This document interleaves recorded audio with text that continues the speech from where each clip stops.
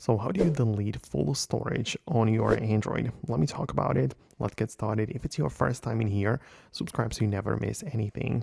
Okay, so whenever you open up the settings app and you want to find the information about your device and stuff like that, right? But you can go to the general management, and at the bottom of this section, we have the reset.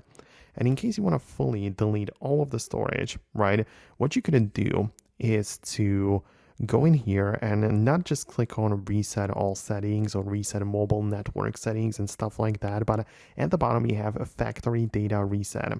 And this button, when you click on this, you will not only reset your phone to the default settings, but it will erase all data, including files and downloaded apps. So if you proceed with the factory data reset, it's going to delete full storage. It's going to literally wipe your phone clean, and then you can start fresh if you wanted to. This is especially useful if you are selling the phone or if you're giving it away to someone or something, then in this case, it's very useful.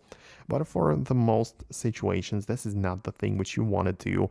And instead, you want to manage your storage manually and just make sure that you have like enough storage available and delete stuff you don't need, right? So you would just go to the device care inside of your settings and manage your current storage, and you can see that if there is anything inside of the trash, you can delete it.